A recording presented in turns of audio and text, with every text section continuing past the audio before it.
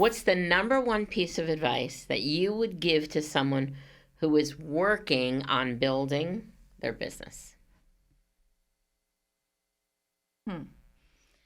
Okay. I would definitely say don't give up. You have a dream and a plan and stick to it.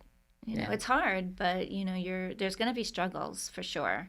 There's going to be ups and downs, but you just, I do believe that, you have to put that energy out there, and you have to be positive, and you have to tell yourself, I can do it. Yeah. Yeah, really overcoming that self-doubt, right? Definitely. That's great. Hey everybody, welcome to Finding the Upside. Thank you so much for joining us tonight. Tonight in the studio, I have an amazing guest with me on another episode of our special series, One Tough Chick, where we're featuring women entrepreneurs who've bossed up big, who are here to tell their story. Michele Braun is in the studio with me. Welcome, Michele. Thank you. Thanks for being here with me. Thank you for having me. So I'm going to give just a brief intro, and then I'm going to ask you to kind of expand and just tell your story of how you came to become the founder and owner of Mimi's Cookies. She runs a custom, hand-decorated cookie shop and company. The cookies are baked daily, customized, and this started as a hobby. Yes. And then turned into a passion for creating custom cookies for all occasions. Mimi's Cookies is a cookie boutique that welcomes walk-ins as well as custom orders, and I think you are now also shipping across out of the local area. So I'd love to just have you start out by telling us how this all came to be, share a little bit about your journey and how you launched this hobby into a business. Sure. Okay. So it was a hobby of mine in my 20s. Martha Stewart living. She had each month she would come out with Cookie of the Month. Oh, yeah, I remember that. So she would feature these jumbo copper cookie cutters. They came in a pack of 2. And I would buy them, and I would buy all the ingredients and all the decorating, and I would just sit there and just do it. And each month, so I have all these copper cookie cutters from there, and I would just do them really, back then, it was just like Christmas time. And I would make them just for my family and friends. And they were large. They were like 10, 12 inches. So I would, wrap them up and give them with a present or something like that. So that was fun. And so I did that on and off. And it wasn't until I had my daughter, then that's when I started doing cookie favors for all of her achievements or sacraments and first birthdays, and everybody loved them. And it wasn't until she started kindergarten and I had her first birthday party and I made the cookies, and all the moms in town were like, oh my God, these are so good, you should start selling them. And a few people asked me to make some cookies and whatnot, and I made dinner at her school, and they asked me to do the favors. Wow. So that's kind of how it started. And that's how it was born. Yes. And then it was really just local. It was all in Wyckoff. It was Wyckoff moms, and it was word of mouth. And I was really, people were contacting me really for birthday parties, but then I would advertise for like Halloween and Easter, Christmas, all the holidays, like special occasions. Yeah, special. I would come up with a couple of different designs, and that's how that started. Meanwhile, I was working full-time in the city. Oh, so you had a full-time job. Oh, yes. Wow, yes. Okay. So I'm a single mom, full-time job working in the city. Working in New York City, commuting from New Jersey. Yes, I was out of the house 14 hours a day. My friend was baking the cookies, so I would drop off the dough and the list at her house, and on my way home, I would pick up the cookies that were baked and then decorate them. Make dinner, have dinner with my daughter, do homework, and then start decorating cookies. Wow. That's a long day. It was a long day, but it was fun. When you're really into something, adrenaline just keeps you going, and you're excited, and it's fun. Yeah. I would get up in the morning. I would do it before work a little bit, and I just, I worked in the city for 19 years.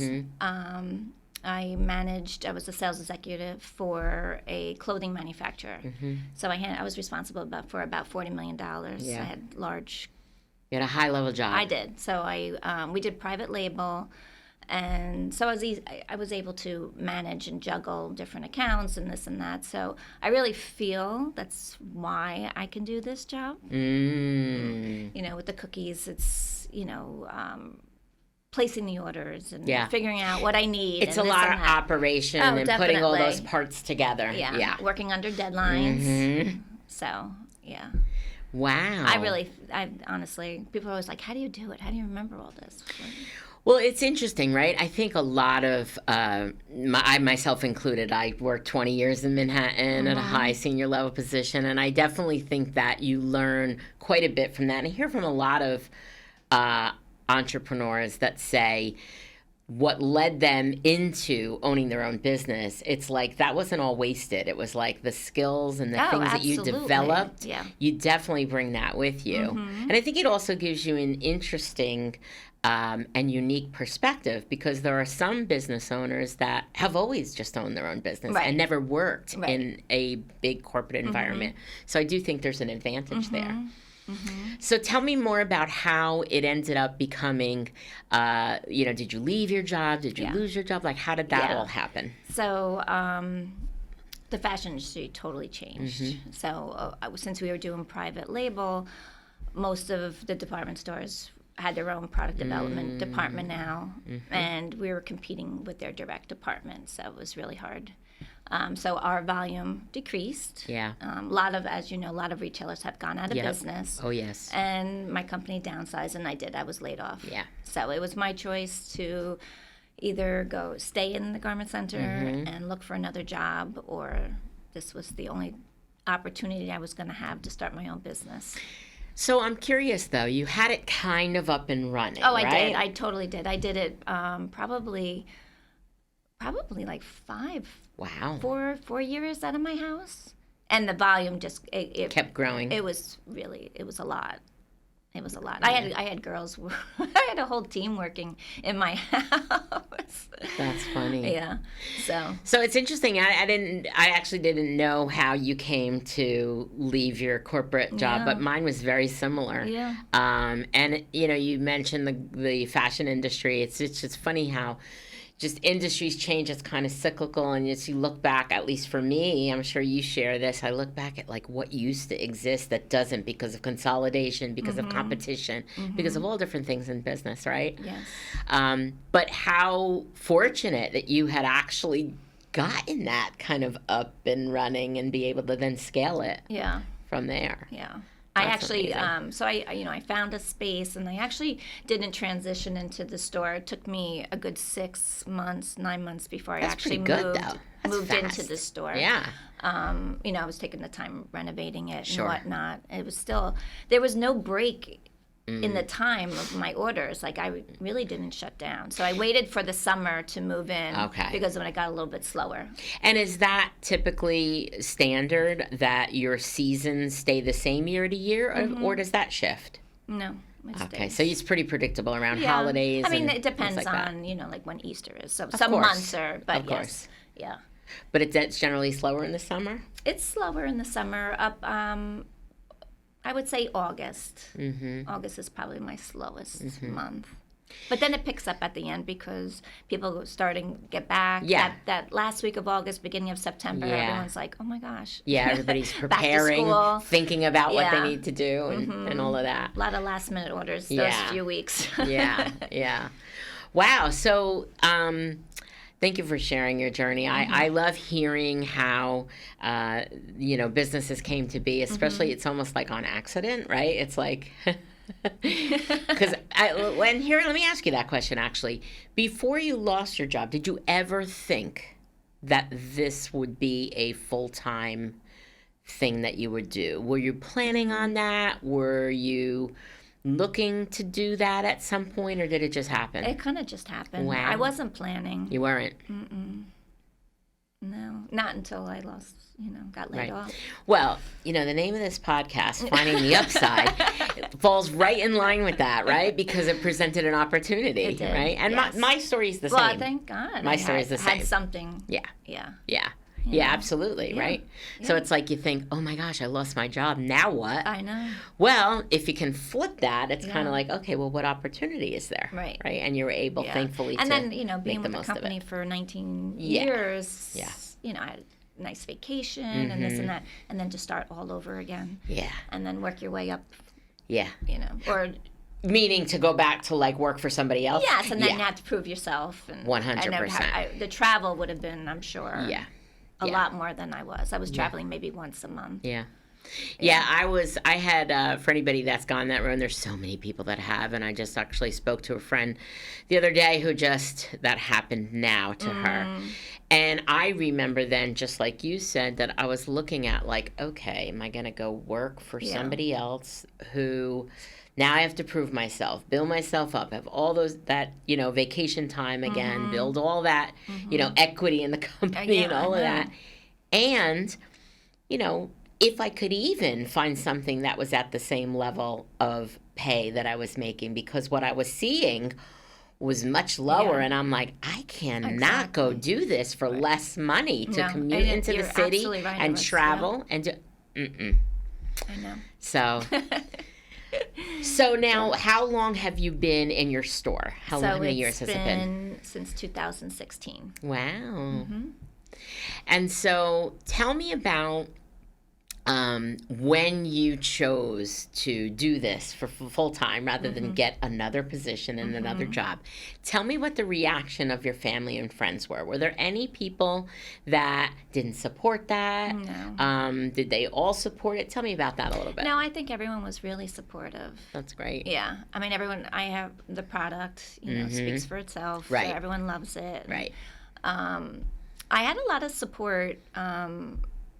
201 Magazine did a feature on me. Local magazine, and then they for promotion. Did, they had those Bergen's Best and all that. So I was, I was in all these different, in the runnings, they didn't have a separate cookie category, but I was for bakeries and best desserts and stuff like that. So I had a lot of publicity. So that was great. Publications. So I had a lot of support, and especially from my town, they still very supportive, and just the neighboring towns. Yeah, local business. And it's all word of mouth. So, I put my sticker on the back, and then people, I get so many calls. Oh, I just received a cookie from, a wedding I went to or a birthday party.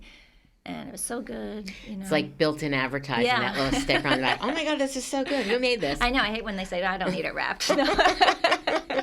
That's great. That's great. Yeah. So what is I'm curious, when was the point where you decided that you were going to go beyond New Jersey, beyond the local districts of New Jersey and ship? And how much are you doing of that? And is that still building? What is your vision for that? Well, so it really was customers who moved out of the area who would be like, would you ship to me? Or people who live locally have family in other states, and they will, can you send packages? So that's how I do it. I don't do a lot. I definitely have shipped, I do have a customer out in California that I ship to a few times a year. I have a brother in Arizona, so I'm always sending cookies to my nephews. I've shipped to Hawaii. Wow. I know. Someone had ordered cookies. I don't even know. That was just, they just found me on the internet. Wow. Yeah. So it could be a big business. Right now, I'm, as we were speaking earlier, I am very short-staffed. Yeah. So sometimes I'm so busy, I don't have time to go to the post office. Yeah, totally get that. It adds a whole nother element that has to be built and scaled out. And everything is hand decorated, handmade that week of. Yeah. So, it's hard to juggle. Yeah. So I'll have to figure that out. Well, certainly that's an opportunity if you desire to do that. I mean, right? there's so much opportunity out there. And that's funny that somebody from Hawaii found you. Yeah. So I think there was a company that was doing cookies out in Hawaii, and they closed or they weren't available, and I don't know, they just somebody just reached found you. out. I was like, okay, That's awesome.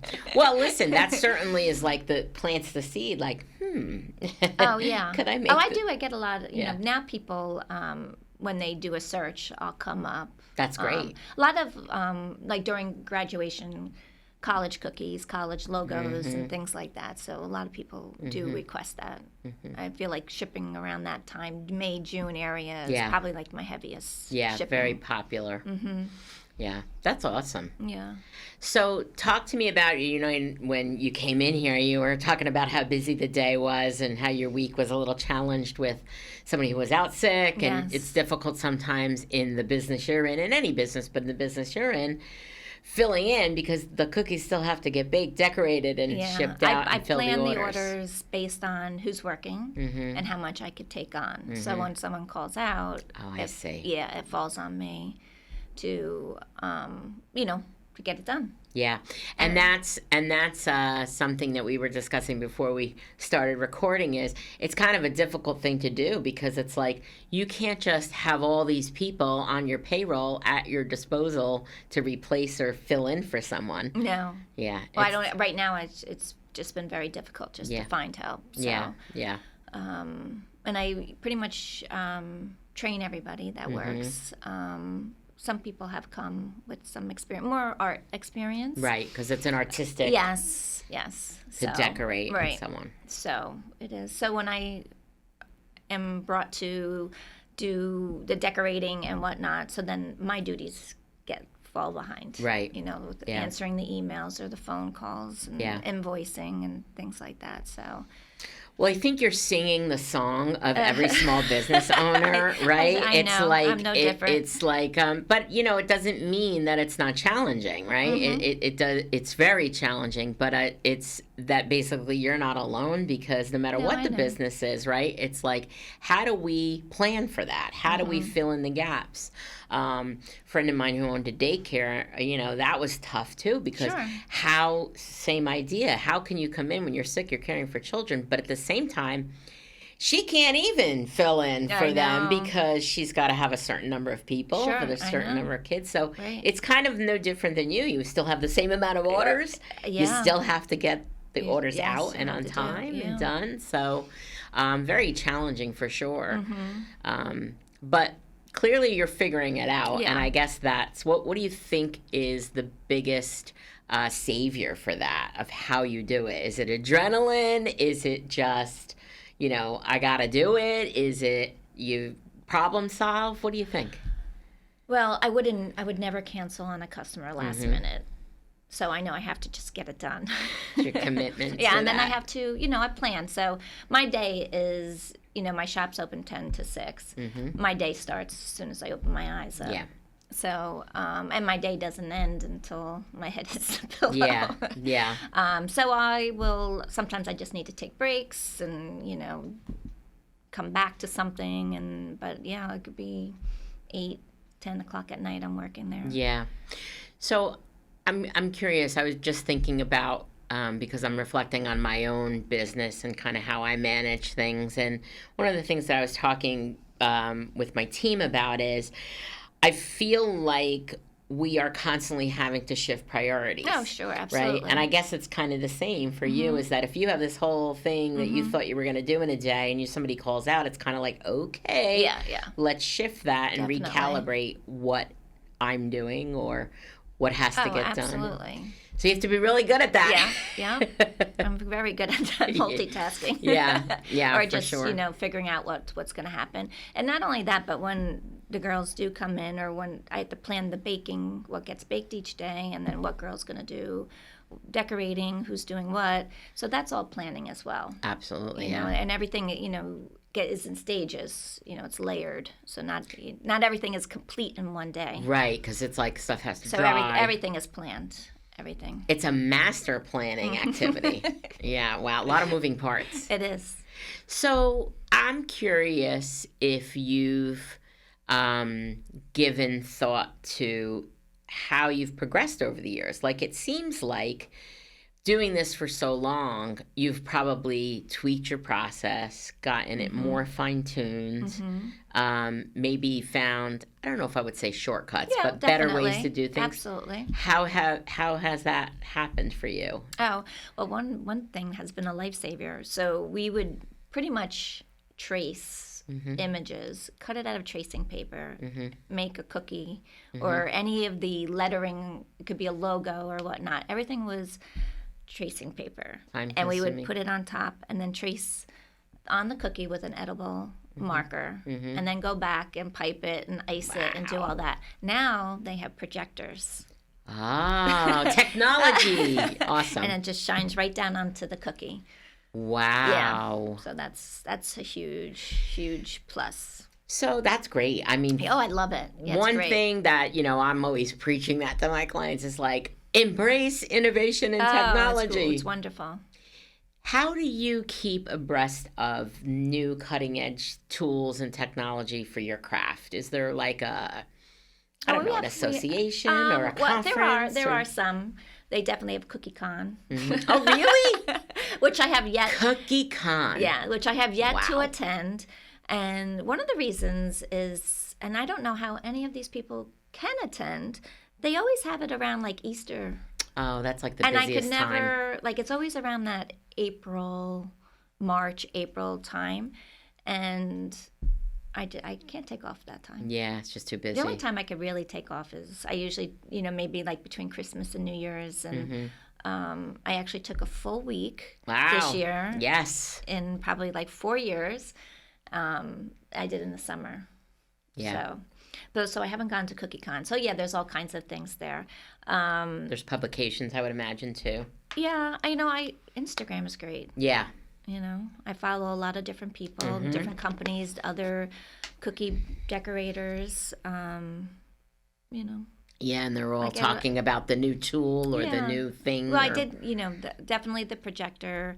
I did, when I attended, in Asbury Park, they actually had a cookie or a bakery. Here in New Jersey. Wow.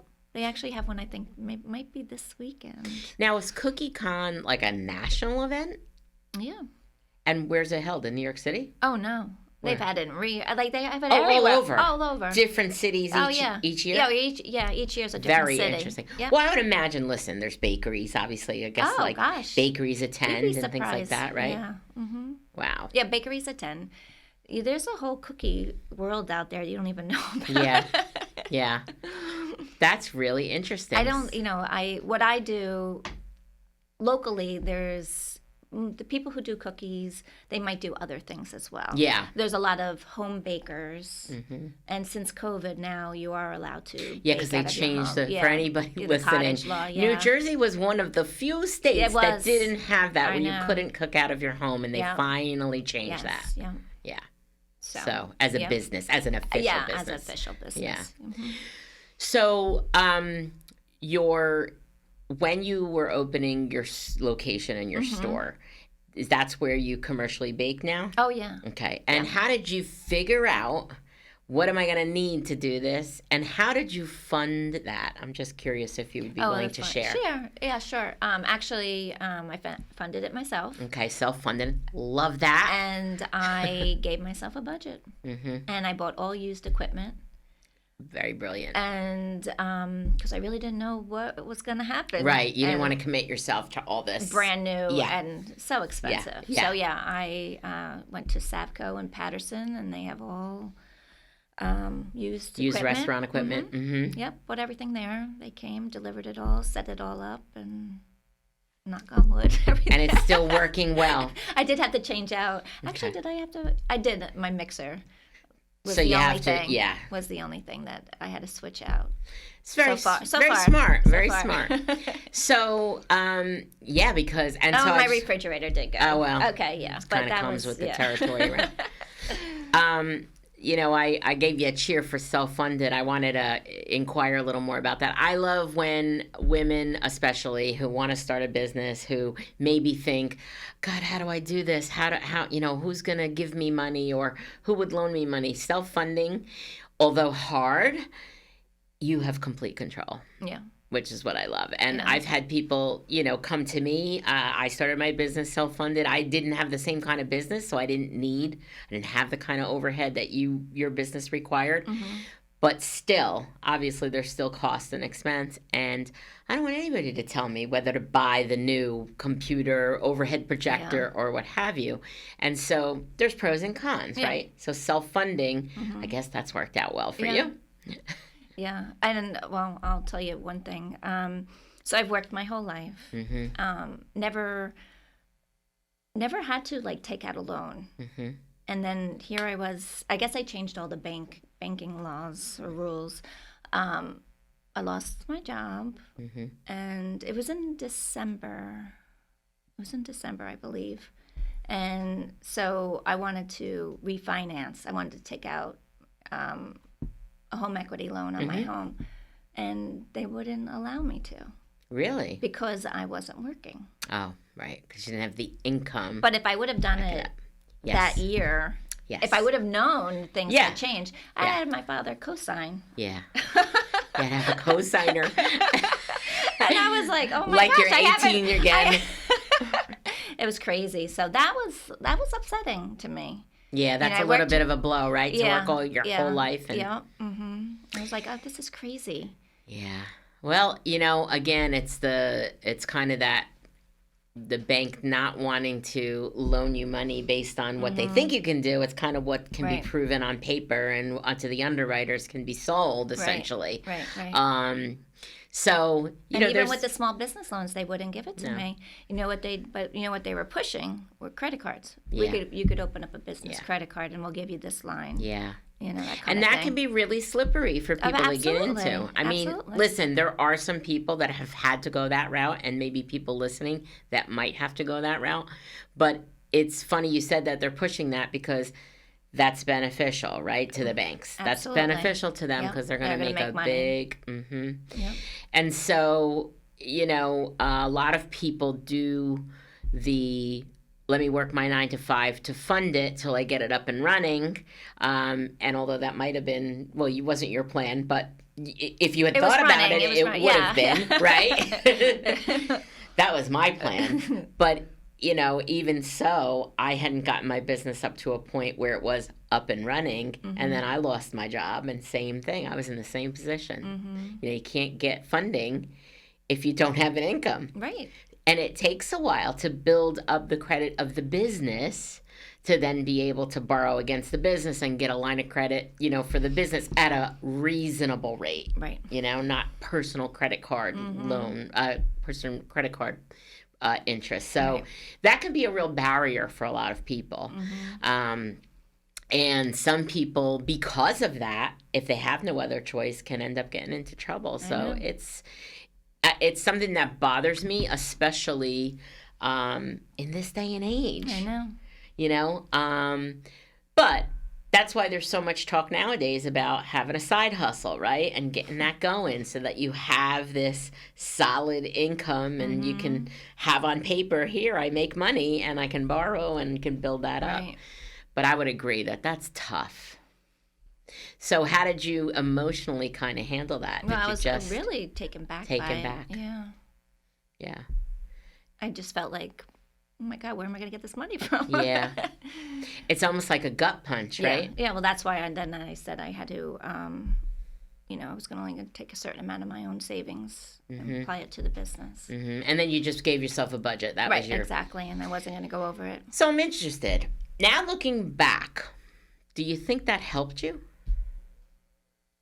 In other words, if you had... Oh, yeah, definitely. Right. If you had been able to get a loan, you might have overspent. Oh, yeah. Mm-hmm, for sure.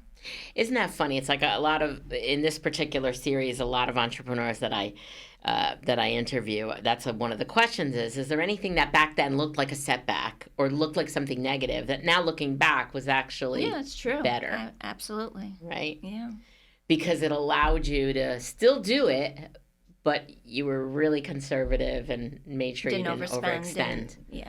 Didn't load up on supplies, just used what I need and whatnot. Very smart. See that? Very smart. Yes. So I'm curious to ask you a little bit about your team, and I know you like a lot of small businesses, have the struggles of getting help and whatnot. But at this point, how big is your team, and does that ebb and flow? Is it just you and a helper? Are you primarily solo entrepreneur? And no, I mean, I've had the same baker as my friend. Okay. And she started, with me from the very beginning. So, even when you were working full time? Oh yeah. Wow. Yeah. The house that I would drop the dough off in the morning. That's her house. That's amazing. Yeah. So she bakes 4 days a week, part-time. And we kind of just work with that. I do have someone who is actually out of the country right now. She'll be back in November. Mm-hmm. She bakes for me as well. And I've had other bakers part-time, but my staff changes constantly. Mm. Right now we're 5. 5 people. 5, and 2 of us are full-time, and that's temporary full-time for her. And then the other girls just work like one day during the week after school, and on Saturdays. So you have like high school or that's college? All I have. That's all you have. Right I now. see. Yeah. Mm-hmm. What are some of the challenges? I could probably tell you what they are, but what are some of the challenges with that, and how do you manage it? So having high school, young people, kind of that type of labor pool. I guess in some ways it's like if you can't offer a full-time position. Oh, I can offer full-time. Oh, you can? Oh, absolutely. Interesting. I'm looking for help. Okay, she's looking for help. Here in northern New Jersey, you're a baker, decorator. Contact Mimi's Cookies. Yes, please.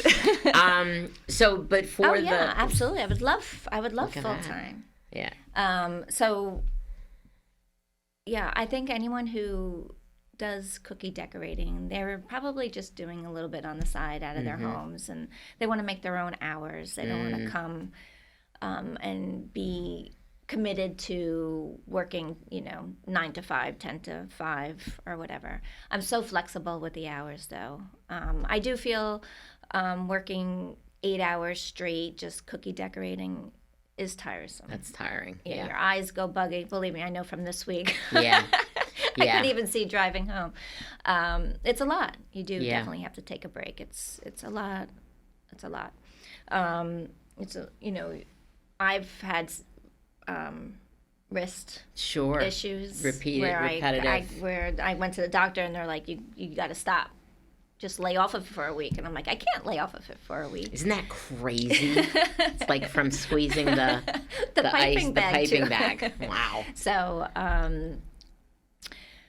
so training. So when I first started, I had some women helping part-time, and I had some high school students.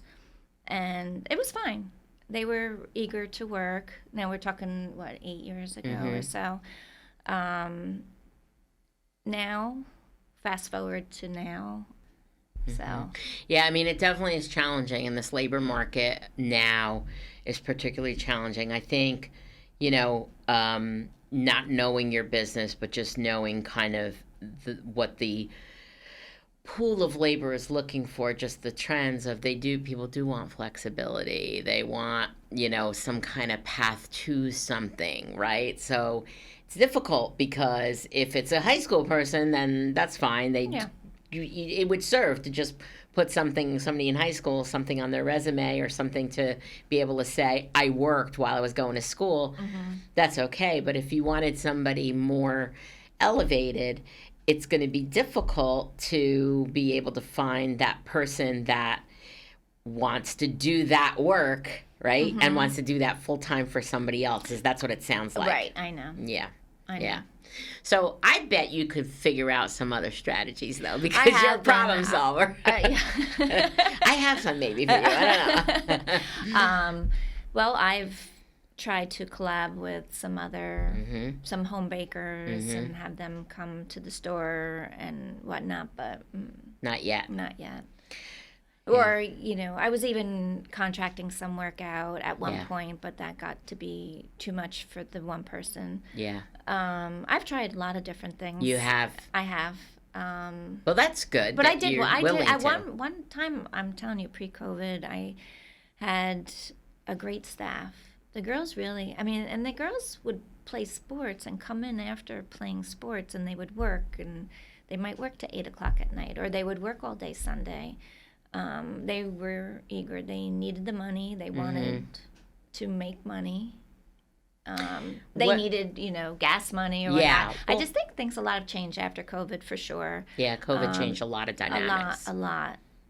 So, it's been very challenging. Well, that might slip back, I think it's gonna have to correct itself. I don't see how. It might slip back because, one thing I think also just to keep in mind, and I'm just kind of thinking off the top of my head here, COVID was such a disruptor for every industry and every person and everybody's life.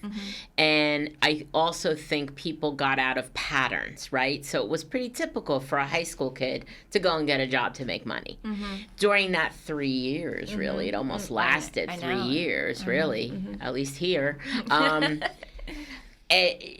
People got out of that pattern, and in some ways those people are kids that are still under the guise of their parents, and their parents like, no, I don't want you out, I don't, so I think it's going to take some time to kind of cyclically go back to that.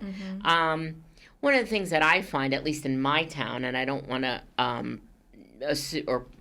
assume this in yours, I think in general what I see, and my son is going to be 21, some kids don't have to work, right? Because their parents provide, and that's difficult for somebody like you or I who want, because I hire a lot of interns, and it's not going to be something that I have my full-time staff in those positions, but those intern positions they're entry level, they're no experience, they're, so it's not going to warrant a full-time salary. It's not going to warrant the kind of perks that a regular job would. So I think in general that makes it all more difficult for you as well, because if you live in a town where parents are providing, at least that wasn't the way it was when I was young. Nope. I had 3 jobs in high school. So, I think I know. Yeah, so it's challenging. That can be difficult. Well, I think you're on the right track to where you're problem solving, and I think you're right. It could slip back, but I'm curious if you collaborate with any of the local trade schools that have a culinary program or anything like that. Yeah, Bergen Academies. I've had some interns there. And I reached out to a few of the other schools, and they haven't really gotten back to me. Yeah. So I've had Passaic, I forget, Passaic Tech. I've had some students from there. So the technical vocational schools, So I haven't. Yeah. Really. And then it requires me to really follow up as well. Well, I mean, sure, and that's a whole admin thing, right? Exactly. Yeah. So I have to prioritize what needs to get done. Right. And I know that even though that's important, I got to get something out the door too. I totally get that. On a deadline, so I totally get that. It's a catch-22. It sure is. Well, I think what you're talking about also is, right, no matter what business you're in, when your head is down because you have to be tactical and getting the things done, you're not able to step back and say, okay, how am I planning for the strategic, where's the strategy? So I think that's the challenge that you're describing, and it exists in every business owner's worries, I think.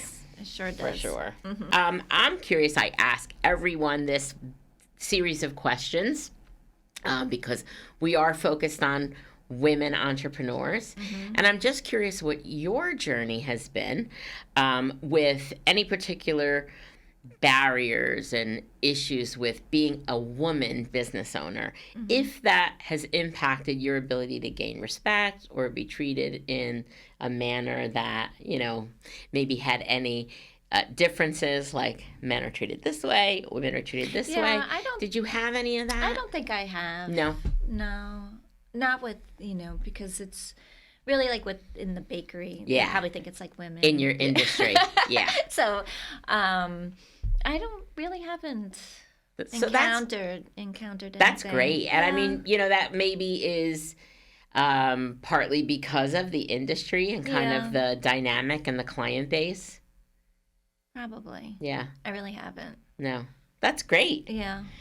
A lot of people struggle with that, but that's good that you haven't had that. How about, I like to ask about and talk about the impact of labels in your career, whether that's now with being a business owner or in your corporate career.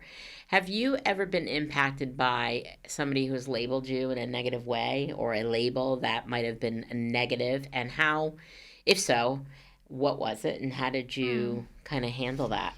I know for me, just to give you some context, I'm very assertive, and some people have labeled me bossy. Okay. And that's kind of negative. Yeah. And so I had to really deal with the negative connotation of that and not letting that limit me and be able to step into that assertiveness. So that's mine. I'm just curious if you have anything like that.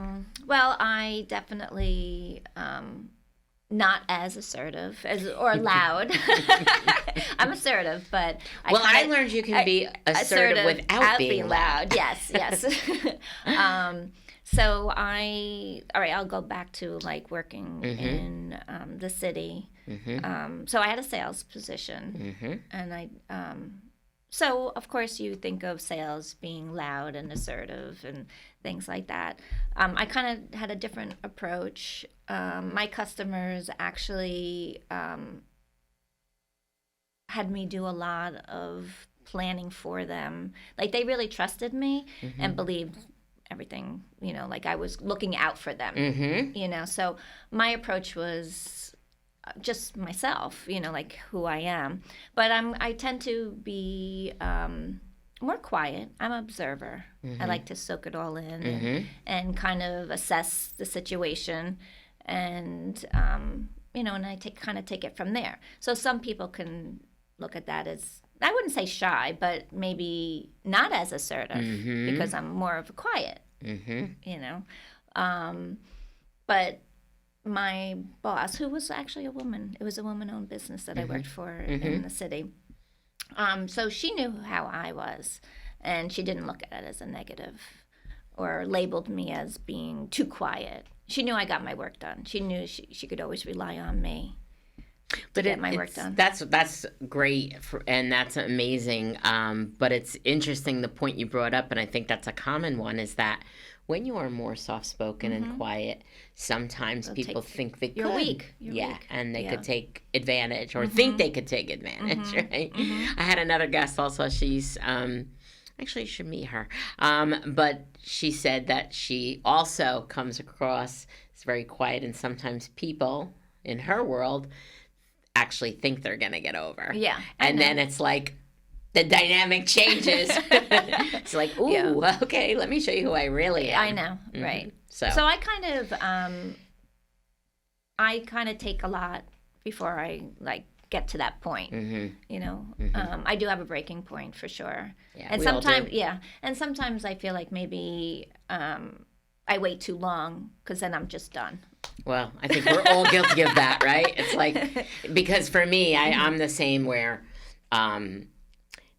I'll take a lot, but I'm getting to the edge, and once you push me over the edge, it's very difficult for me to come back. Yeah, exactly. Yeah, agreed. Well, I have to say this, that I, in my professional career and as a business owner, but also in my corporate career, I definitely have grown to appreciate the soft-spoken assertiveness because in my world and what was modeled for me, I stepped into that. I was a leader. I was a natural leader. I was bossy, but I thought that wasn't negative. That was, I got things done. I was taking charge. That was some of the things that got me to where I am. Right. But understanding how to present myself and a little bit dialed down, because I get a lot of times you're too much. And I've observed people like you and said, wow, that's really powerful to be able to do that from a soft place and to be able to do that from a soft-spoken space is like a gift. So I have a lot of admiration for that. Thank you. So is there any thing that you can impart or share? It's really common for a lot of business owners to struggle and believe in their own ability to create what they're trying to create. Now, I know you've said you've got your head down. Maybe sometimes you can't even think about that. You're just doing.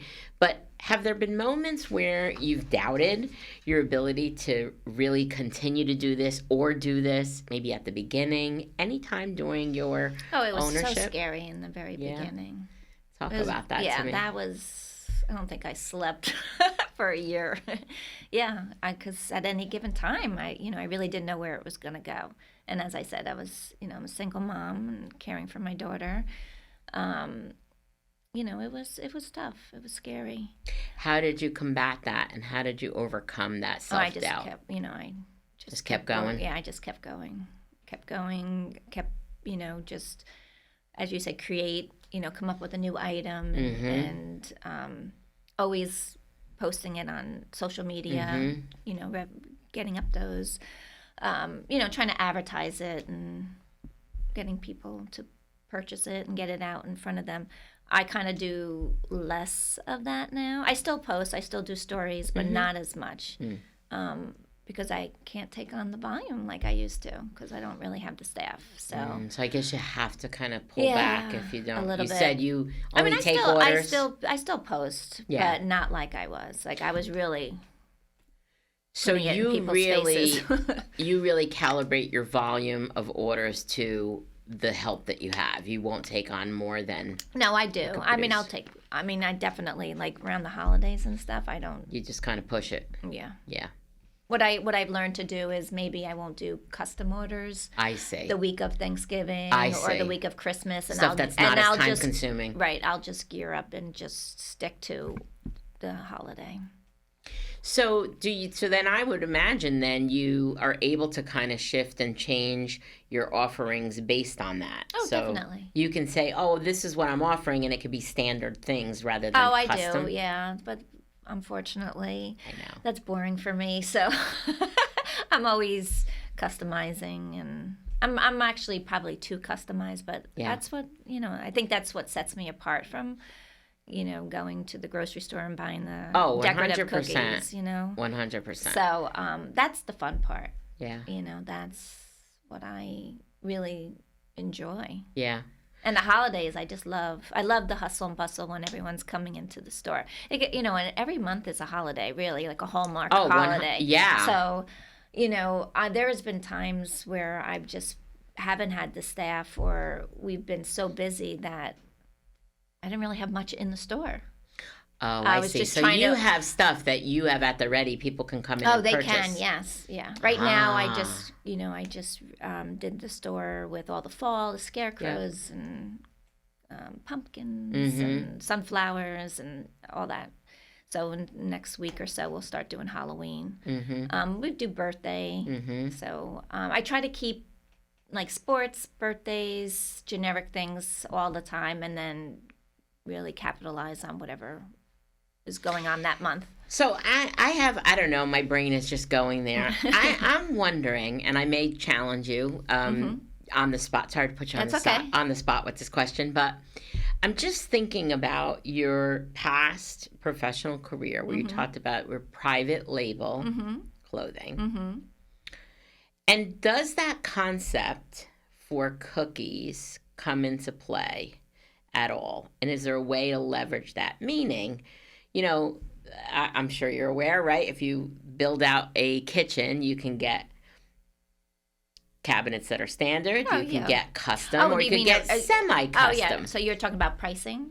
No, I'm talking about like that customization is it's like semi-custom. So that having some standard things. I do, yes. You do? Oh, I do, yeah. What do you do for that? Like, what are some examples of things that you do? Like custom? I mean, a standard? Yeah. Oh, so like, let's say for like Thanksgiving, I have like a pumpkin pie that we do.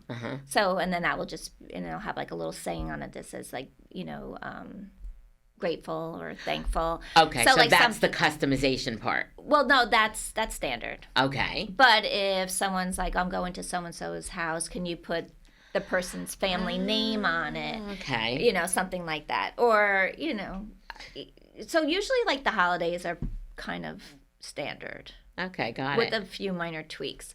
It's more so, let's say, for bridal showers. Yeah. I do anything and everything that anyone wants, where maybe I should reduce it down to like 3 or 4 designs and that's it. You could pick from this and then have Right. some customization Yeah. on it. There you go. That's But like I'm almost like- kind but of the then- private label model, right? Yeah, but then here I'm like, well, let me see the invite. I want to match the colors. What color are the girls wearing? You know, like I go all So into your it. passion is like creating your own challenge. I get it. I'm my own worst enemy.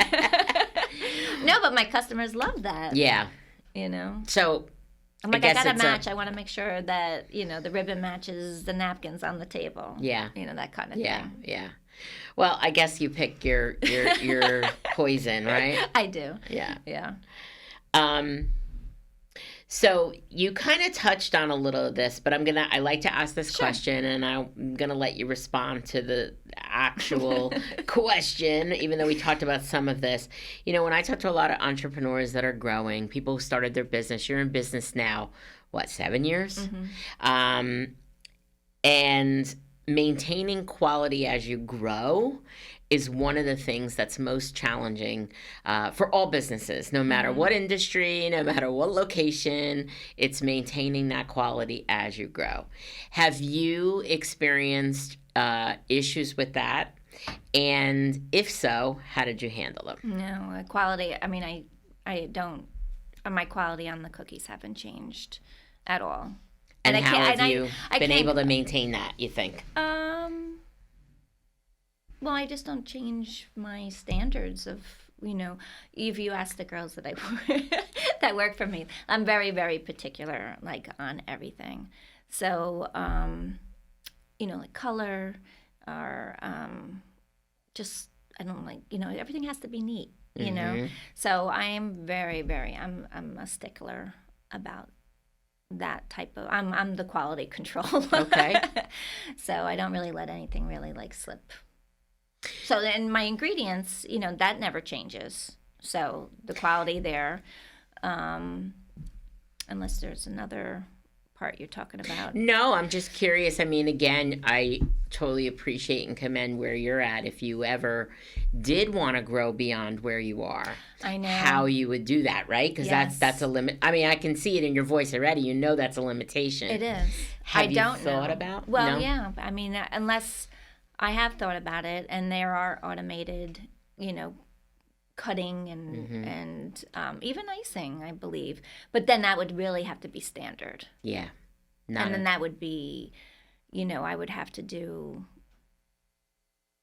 thousands and thousands of just one design.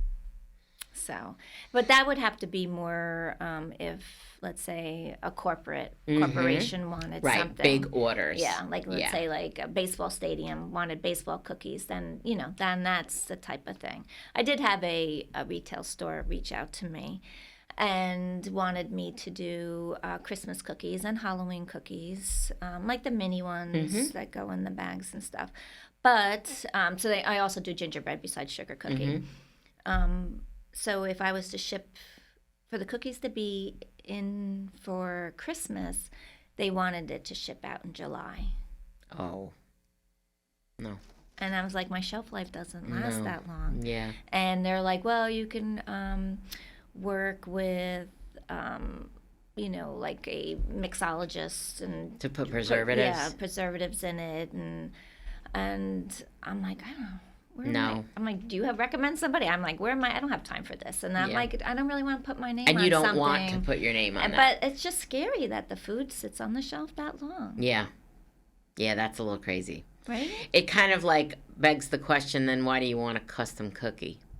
Right? Well, that would be more like, you know, you're going to do, you know, Christmas trees. Yeah. And, you know, things like that, which are pretty standard. Yeah. But then it just doesn't sit on the shelf that long. Yeah. Yeah, that's challenging. Yeah. Well, and I guess, listen, like all product development, right? Like you have to kind of pick what is your area and what's the scope, what's the limit of the scope Right. of what you want to do. But I mean, that certainly could be a great opportunity. It's just if you could minimize the time of when they're looking for them, you know, Oh, because I know. I mean, I do a lot of corporate I do a lot of Neiman Marcus events. Mm-hmm. But they're giving out to the customers. Right. It's a custom right. event. It's a special appreciation, special group of customers. Right. So they're not reselling them. They're giving them out. Yeah, they're giving them out as gifts. Yeah.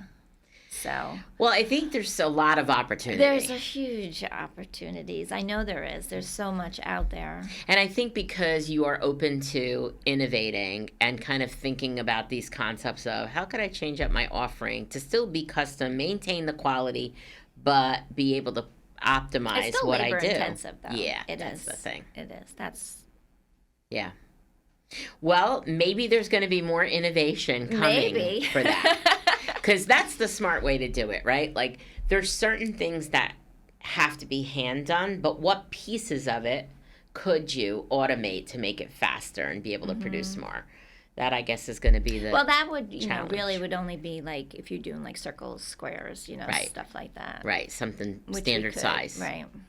Yeah. More to think on. Well, I have totally enjoyed this conversation, and I have a series of questions that I like to ask everyone on the One Tough Chick series, and it really is lessons learned and takeaways.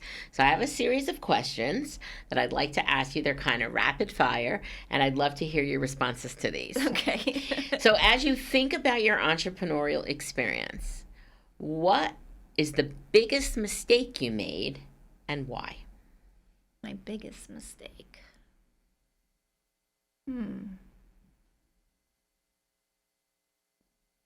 Did you make a mistake? Maybe you didn't make a mistake. Or what would you do differently? How about that? If I started all over again?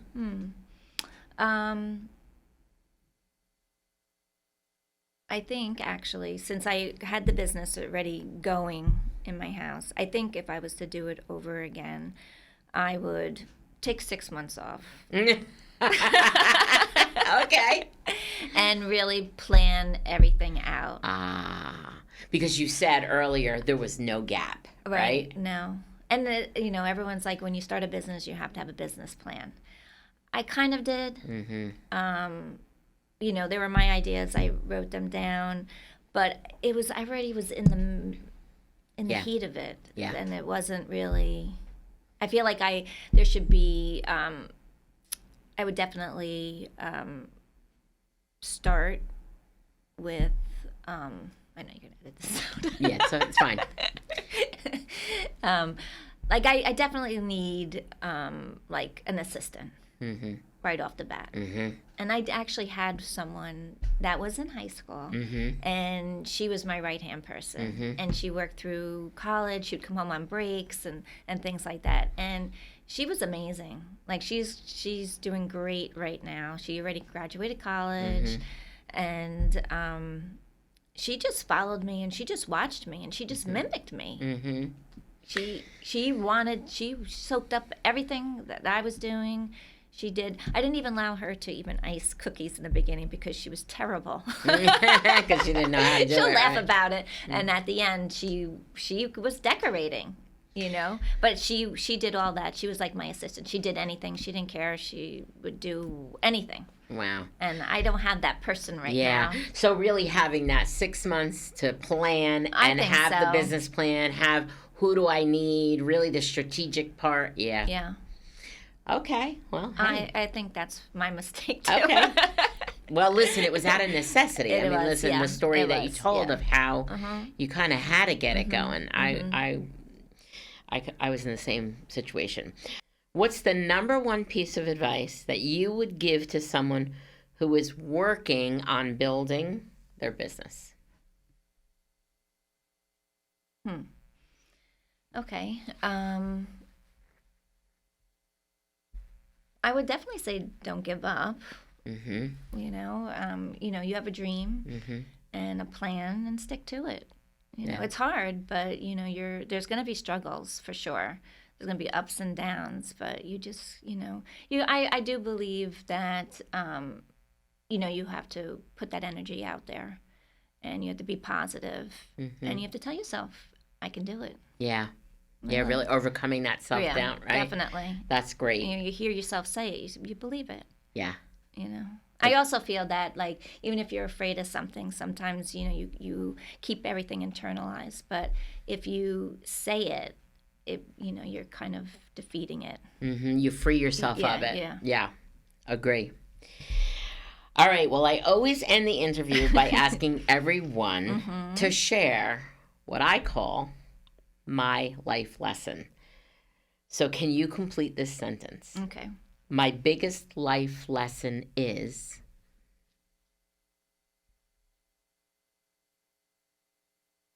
My biggest life lesson is...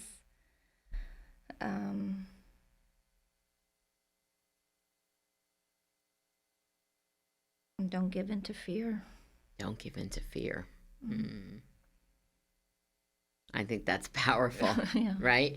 Because it really goes in line with what you said about, right? Not giving up. Right. If you give in to fear, you're done. Right. I think that's pretty good. It sounds like that might have come up many times for you in your life. Sure, absolutely. Yeah, you're not alone. Yeah, for sure. Well, Michele, this has been great. Yeah, thank you so much for joining me today. Thank you for sharing your story. I really enjoyed this. I hope all of you have enjoyed watching One Tough Chick, Michele Braun. We are going to put your information in the show notes for people to find your Instagram, to contact you for a custom order, or to walk in if you're here in New Jersey, to walk into her store. So thanks for joining us. Thank you. And we'll see you next time on the next episode of Finding the Upside. Thanks so much.